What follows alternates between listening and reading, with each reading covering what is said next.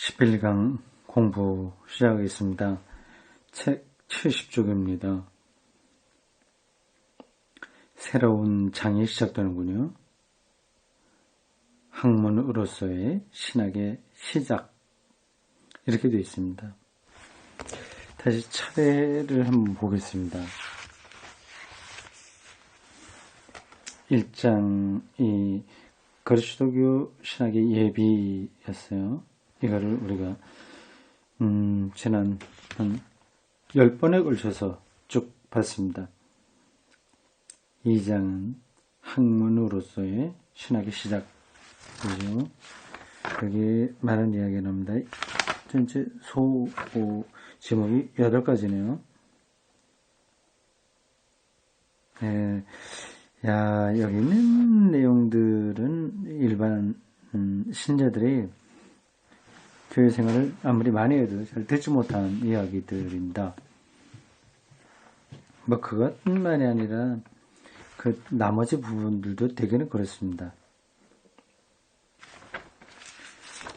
2장이 학문으로서의 신학의 시작이고 3장이 서방의 그리스도교적 사고의 발전, 이렇게 나옵니다. 2장을 우리가 또 여러 시간에 걸쳐서 하겠습니다. 1. 변증론자들.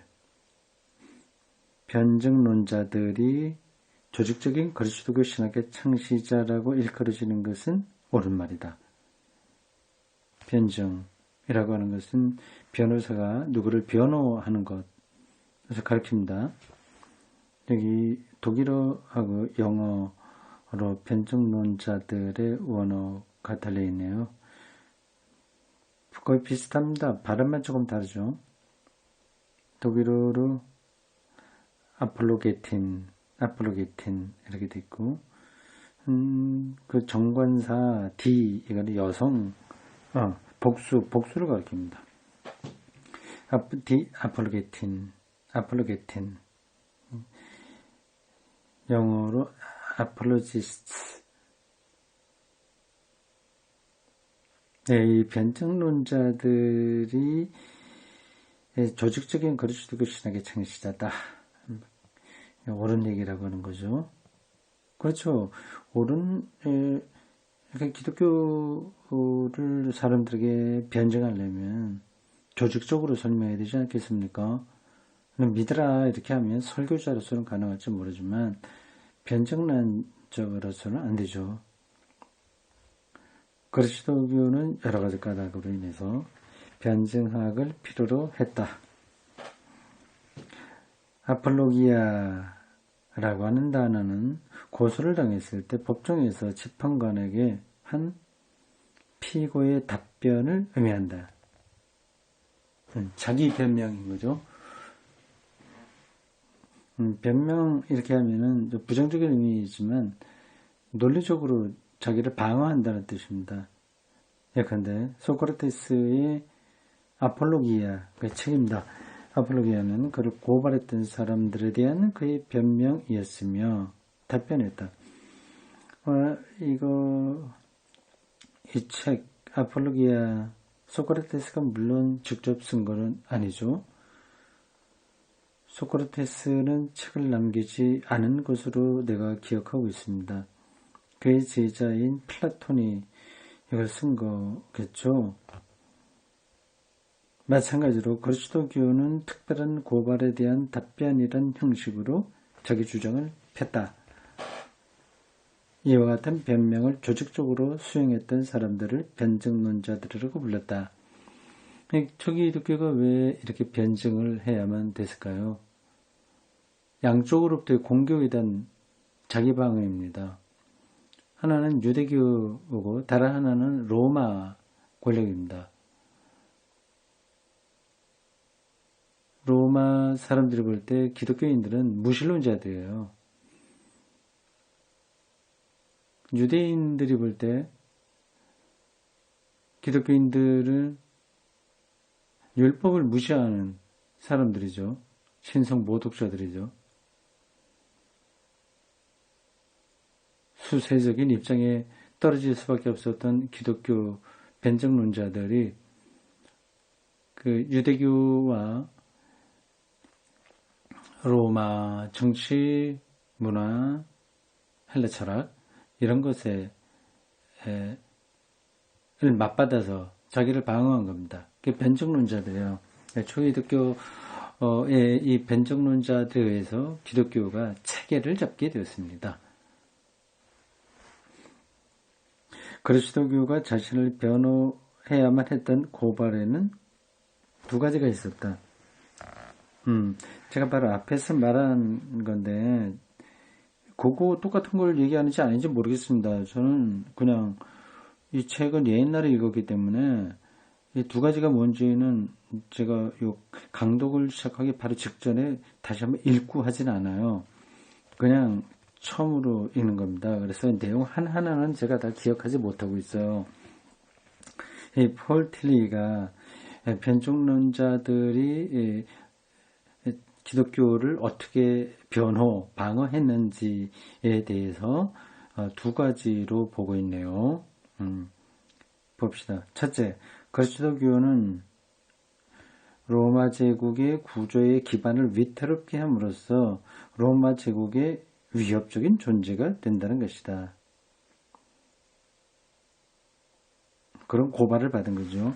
그거는 예수님의 십자가 재판 과정에서 나타난 것들입니다. 그게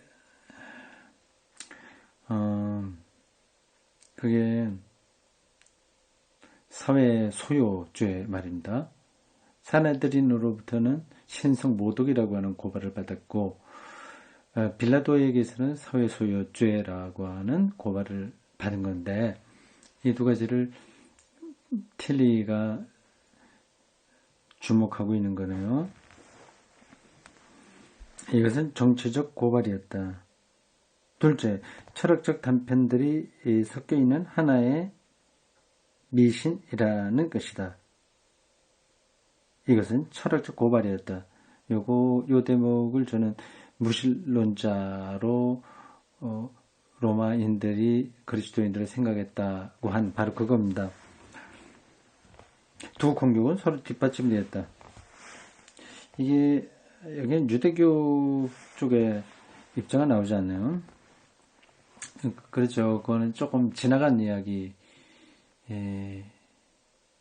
할 수 있습니다.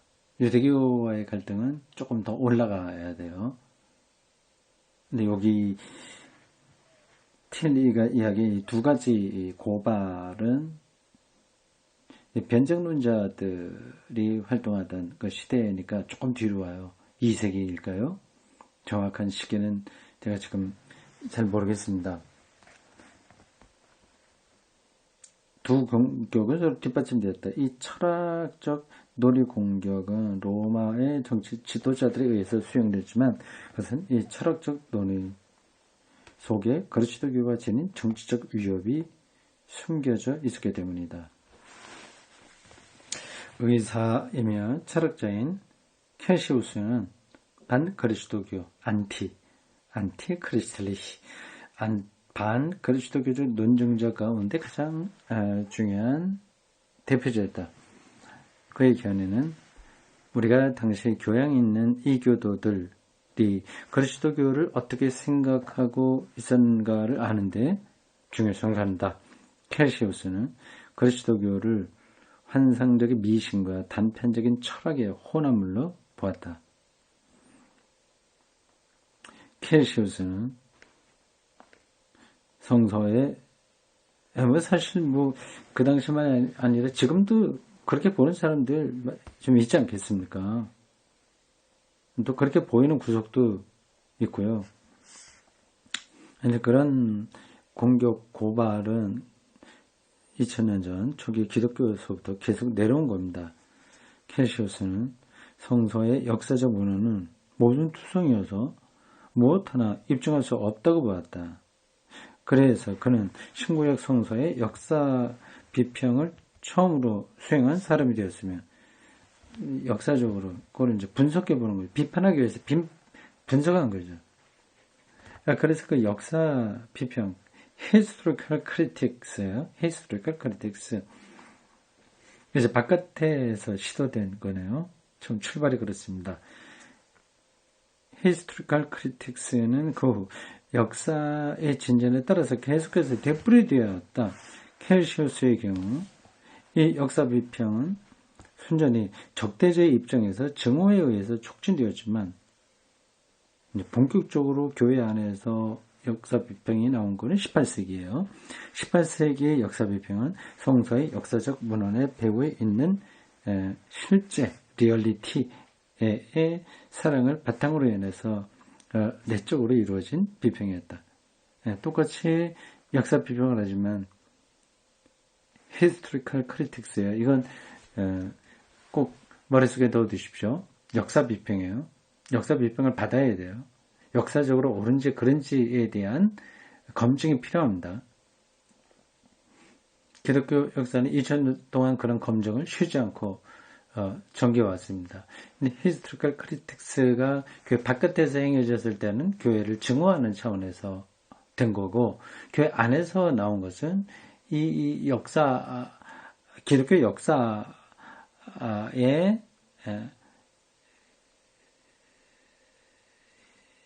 혹은 기독교 역사를 뚫고 있는, 관통하고 있는 리얼리티가 뭐냐, 그거를 찾으려고 하는 시도인 거죠. 켈시우스가 공격한 중요한 것의 하나는 예수가 부활했다는 점입니다. 그렇죠. 이건 뭐 계속된 거죠. 부활에 대한 문제입니다. 이렇게 이런 걸 그들은 미신이라고 보는 거예요. 켈시우스는 그리스도교에 의해서 그처럼 중요시된 이 사건이 실은 부활 신앙을 가진 사람들에 의해서만 증언되었으며, 이건 맞는 이야기죠. 그것도 처음에는 두세 사람의 도취된 여인에 의해서 증언된 데 지나지 않았다는 사실을 문제로 삼았다. 이거 옳게 보고 있는 거예요. 그래서 바깥에서 하는 비평이 필요하기도 합니다. 예수의 신격화는 역사상 어디에도 알 수 있는 신격화의 과정과 조금 더 다르지 않다. 그가 볼 때 그렇다고 하는 거죠. 비슷하다. 뭐 미신 이런 데서 와서 신격화되었다고 하는 겁니다. 예를 들자면 퀴니코스파의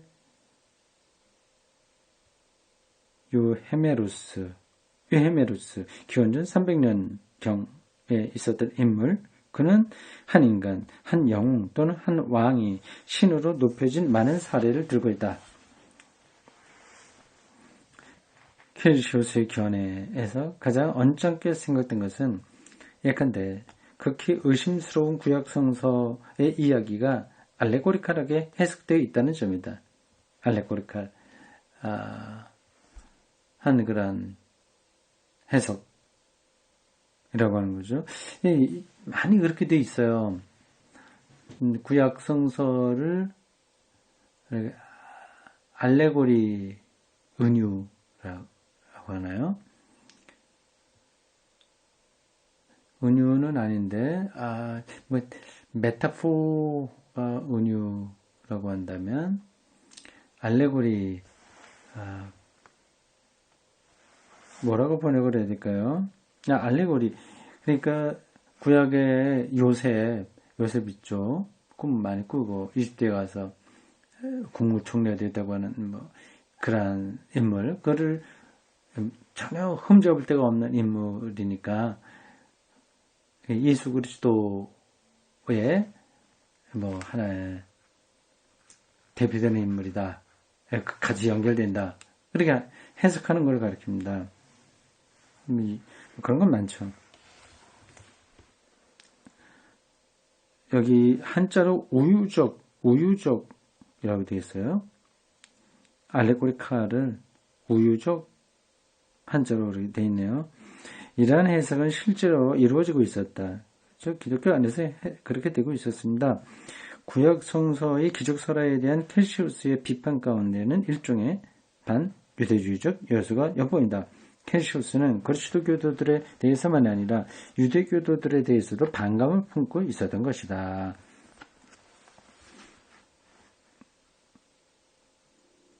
그렇죠. 많은 연구를 캐시우스가 한 것 같습니다. 이제 그냥 엉뚱한 비판을 한 건 아니에요. 좀 더 봅시다. 캐시우스는 또한 신이 인간 세계에 내려온다는 것은 그리스도교가 또 한편에서 강조하고 있는 신의 불가변성과 모순된다고 주장한다. 그럴듯한 말입니다.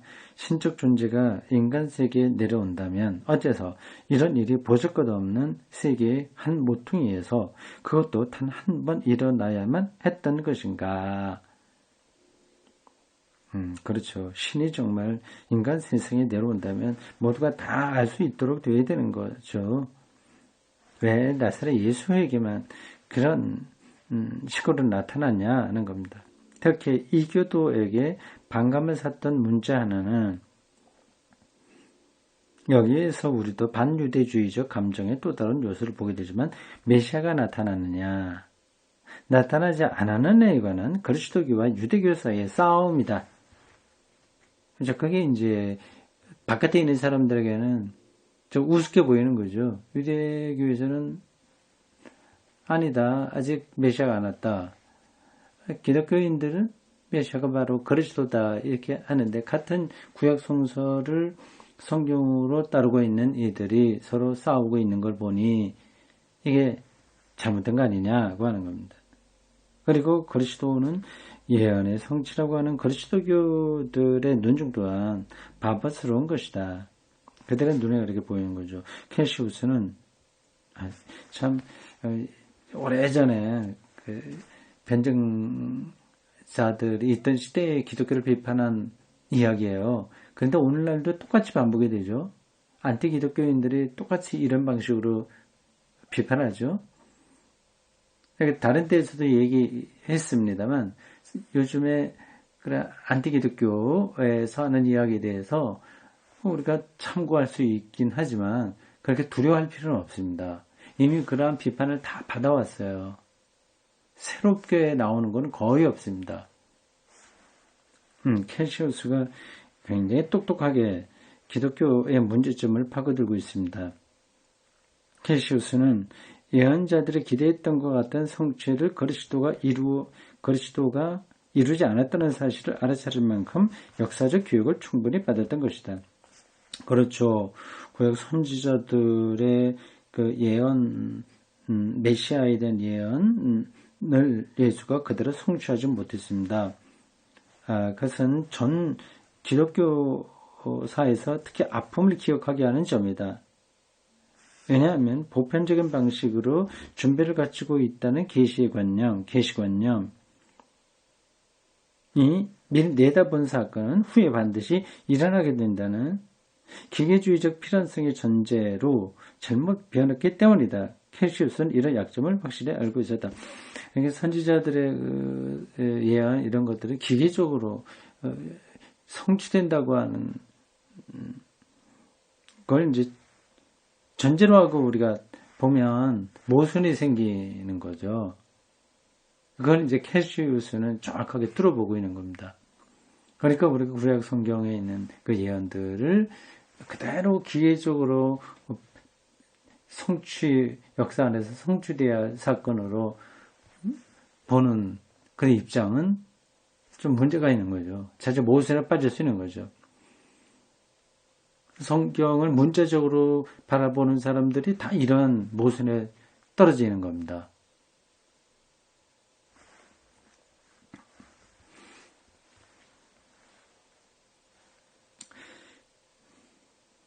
그러면서도 그리스도교에 대한 캐시우스의 가장 심각한 비판은 역사와 관련된 학문적인 비판도 성육의 사상을 공격했던 철학적인 비판도 아니었다.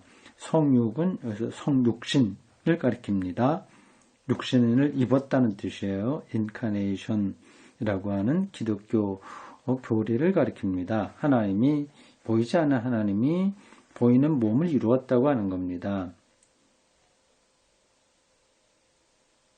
그런 비판도 가장 심각한 것은 아니었다고 하네요.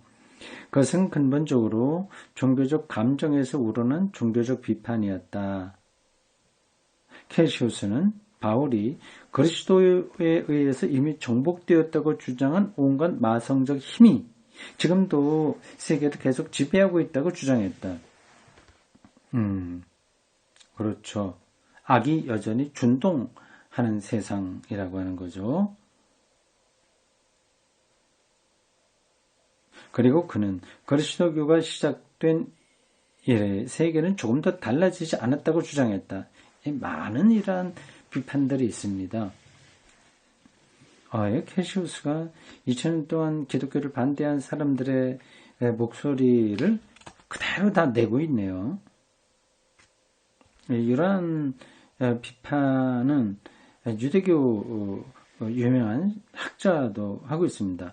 예수가 메시아라고 한다면 그럼 세상이 그가 온 이후로 근본적으로 뭔가 달라져야 되지 않냐 하는 거예요. 아무것도 달라지지 않았는데 어떻게 예수를 참된 선지자라고 하면 모를까? 메시아라고 할 수 있겠냐고 하는 반론입니다. 그리고 그는 마성적 힘을 극복하려고 애쓰는 어떤 노력도 쓸데없는 짓이라고 덧붙여 말했다. 왜냐하면 마성적 힘이 현실 세계의 진정한 지배자이기 때문이다. 그렇게 되면 이제 만이교적인 관점이 있군요.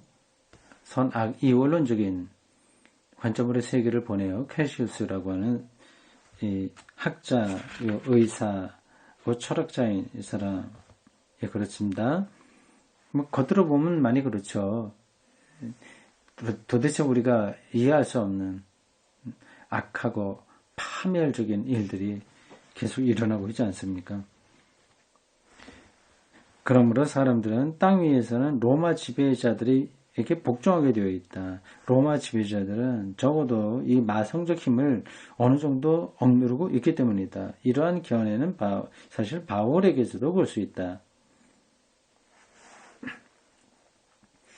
가령 로마 황제가 인간으로서는 아무리 보잘것도 없는 인물이라 할지라도 사람들은 그에게 복종하지 않으면 안 되며 그를 받들지 않으면 안 된다. 왜냐하면 로마는 이 세계의 질서, 그 자연적 법적 질서에 복종함으로써 위대하게 되었기 때문이다. 그리스도교는 로마의 위대함과 권력, 영광의 터전을 위태롭게 함으로써 세계가 혼돈으로 떨어지는 것을 막을 수 있는, 그리고 또 세계가 악마의 세계로 넘어가는 것을 완전히 막을 수 있는 유일한 세력을 위태롭게 했다는 것이다.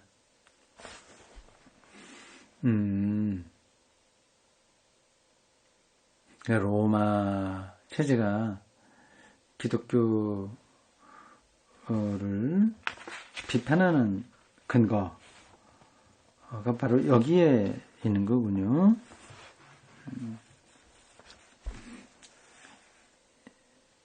이 세상을 그들은 기본적으로 동양의 어떤 그 어른들의 생각을 빌려서, 그 말을 빌려서 설명한다면 성악설에 가까운 거죠. 그들은 성악설로 세계를 보는 거죠. 악하다, 악한 질서가 이 세계를 지배하고 있다. 성경은 이미 그것은 극복되었다고 얘기하는데 아니라고 하는 거죠. 이 세계 현실을 보면 아니라고 하는 겁니다. 그러니까 그 악한 악마의 준동을 막기 위해서 그걸 완전히 없앨 수는 없으나 그거를 제어하기 위해서 로마 제국의 힘이 필요하다고 하는 겁니다. 근데 만약에 기독교가 주장하듯이 이미 악한 세력이 그리스도에게 굴복됐다고 한다면 그러면 더 이상 로마 체제를 절대화할 필요가 없게 되는 거죠. 그러면 결국 로마의 이데올로기는 흔들리게 되는 거죠. 아주 굉장히 이게 뿌리가 깊은 이야기군요. 그냥 단순하게 너희들 로마 황제에게 절해 안 해? 이런 식으로 간단하게 몰아가는 게 아니라 철학적인 관점이 밑바탕에 있는 겁니다.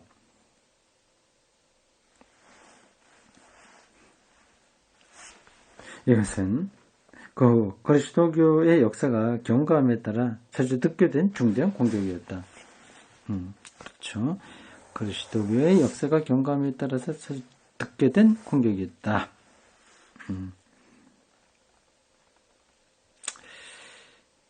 켄시우스와 같은 철학적 교양을 지녔던 그리스도교는 교회를 위해 이 공격에 대답하겠다. 다시 말이 왜 이래? 켄시우스와 같은 철학적 교양을 지녔던 그리스도교는 교회를 위해서 이 공격에 대답하려고 했다. 켄시우스와 똑같다는 얘기 아니라 켄시우스가 철학적 교양으로 기독교를 비판하니까 그런 거를 알고 있었던 기독교 변증가들이 거기에 대해서 반론을 폈다고 하는 겁니다.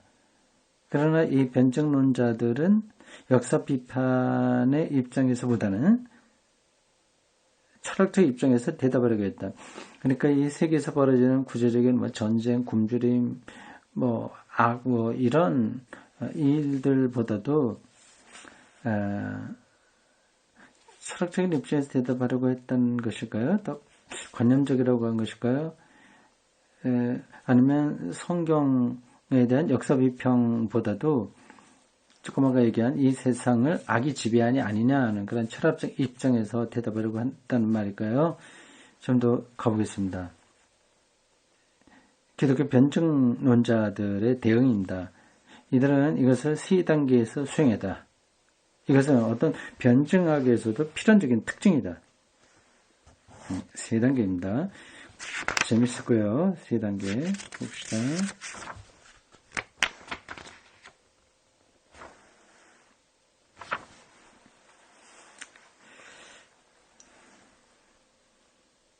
첫째, 여러분이 만일 어떤 사람과 의미 있는 대화를 나누려면 무엇보다도 먼저 서로 받아들일 수 있는 어떤 사상의 공통적 기반이 있어야 된다. 마찬가지로 그리스도교나 이교도가 공동으로 받아들일 수 있는 진리가 먼저 확실하게 마련되지 않으면 안 된다. 만일 이들이 공통적인 것을 갖고 있지 않다면 어떤 대화도 불가능하게 되면 이방인에 대한 의미 없는 진술 역시 있을 수 없게 되기 때문이다. 여러분이 말하는 것을 상대편에서 알아들어야 한다는 것, 이것은 모든 그리스도교 선교회사 안의 법칙이다. 그러나 이해란 적어도 부분적인 첨의를 의미한다. 만일 선교하는 사람이 전혀 다른 언어로 말한다면 이해는 불가능하다. 따라서 변증론자들은 서로 공통적인 것이 있다는 것을 보여주지 않으면 안 되었다. 그렇죠. 변증론자들이 헬라 철학에 대해서 소상하게 알고 있었던 겁니다. 그 당시에는 헬라 철학이 보편적 언어였으니까요. 그러니까 오늘날로 말하면 물리학이나 이런 것에 대해서 같이 공유하지 않으면 그러면 대화는 아예 불가능한 소통은 안 되는 거죠. 틸리에게는 이 소통이 굉장히 중요한 신학적 담론이었습니다. 근데 오늘날 많은 기독교인들이 그리고 교회 지도자들이 그러한 보편적 언어를 모르는 거예요. 퇴행적이고 자폐적인 거죠. 그러면 변증이라고 하는 것은 아예 불가능하고 선교도 불가능하고 사실은 설교도 불가능합니다. 왜냐하면 교회에 오는 많은 사람들이 이미 세계 보편적 언어에 그 세계 안에 보편적 언어로 작동되는 세계 안에서 살고 있기 때문입니다. 근데 그거를 모른 채하고 무시하고 일방적으로 목사들이 신자들을 끌어가고 있죠. 거기서 신자들은 답답해하는 거죠. 어린아이 취급을 하는 겁니다. 그냥 쉽게 얘기해서 무조건 그래서 달래고 협박하고 그래서 무조건 믿으라고 하고 그런 방식으로 끌어가고 있으니까 참 심각한 거죠. 선교적인 기본적인 바탕이 전혀 없다.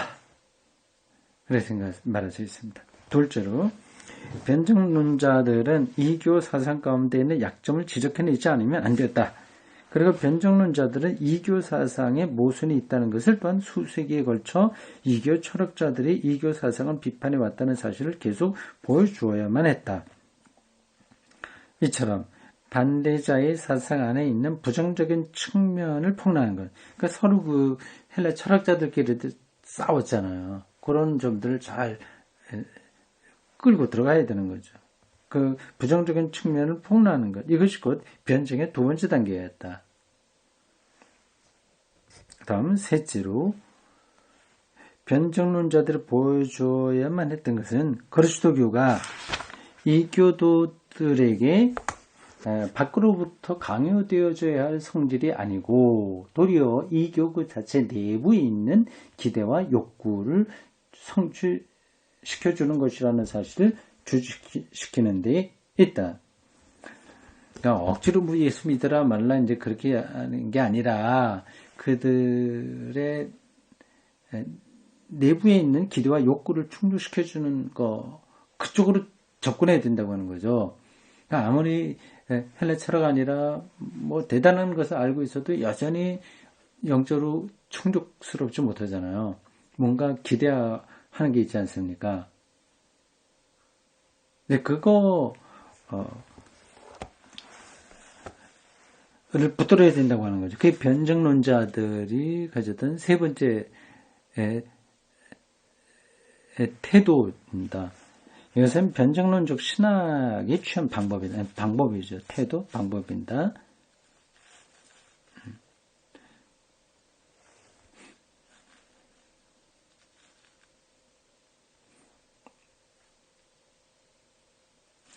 변증론적 신학,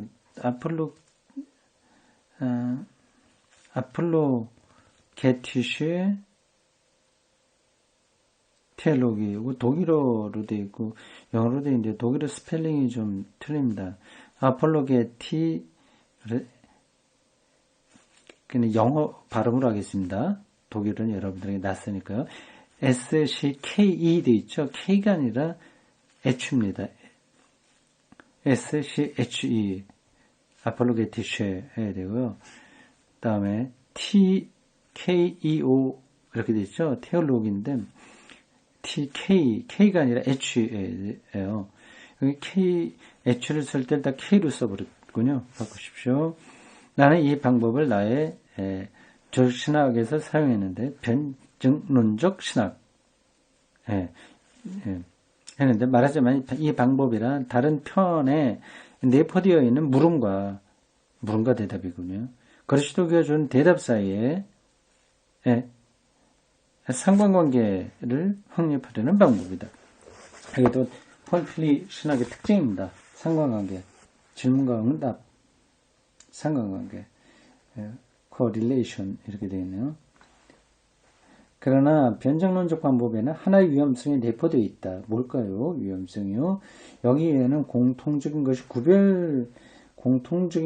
구별 지어주는 것을 희생시키고서 강조될 가능성이 있게 됩니다. 그러니까 보편적이고 공통적인 언어의 세계로만 들어가기 때문에 그러다 보면 기독교의 고유한 어떤 이렇게 다른 그러한 것들이 좀 희생될 위험성이 있다고 하는 겁니다.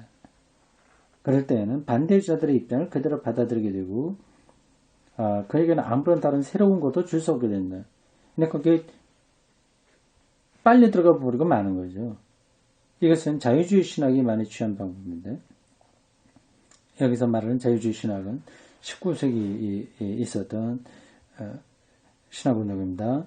세상 문화 속에 거의 이제 휩쓸려 들어가는 거죠. 예를 들자면 그래도 뭐 가벼운 건 아니에요. 그래도 어쨌든 본질을 놓칠 수 있다고 하는 거죠. 그러니까 종교의 본질은 절대 의존의 감정이다. 뭐 이렇게 나가는 거예요. 슐라이러 마커가 말하듯이 그렇습니다. 아니면 리첼이라는 사람들이 말하듯이 기독교의 핵심은 윤리에서 찾아야 된다. 그 윤리 얘기하면 세상 사람들이 뭐 서로 이렇게 대화가 되잖아요. 이렇게 강조하다 보면 결국 차이점을 놓치게 된다고 하는 겁니다. 이게 자유주의 신학의 취한 방법인데 여기에 대해서 근본주의나 정통주의는 역방향을 취하여 상대편이 동의할 수 없는 내용을 상대편에게 밖으로부터 강요하려 들거나 상대편이 이미 아는 것을 말하려고 덤빈다. 이건 이제 아주 근본주의적이고 우리나라에서 보통 이야기하는 그 보수주의 입장에 있는 사람들입니다. 그들은 세상이 뭐 무슨 생각을 하든 상관없이 무조건 믿으라 강요하고 막 그러잖아요. 예, 그런 식입니다. 좀 극단이죠. 자유주의 입장은 그냥 세상에 예속돼 버리고 말아요. 보수적인 입장에서는 세상하고는 담을 쌓고 일방적으로 고함을 치는 겁니다. 변정론자들은 이 양극단 사이에 있는 중간의 길을 거주려고 했다. 변정론자들은 이러한 방법을 씀으로써 참된 그리스도교 신학의 터전을 마련했던 것이다. 폴 틸리가 이런 변정론자들의 신학에 근거한 현대의 대표적 신학자라고 할 수 있습니다. 여기까지입니다.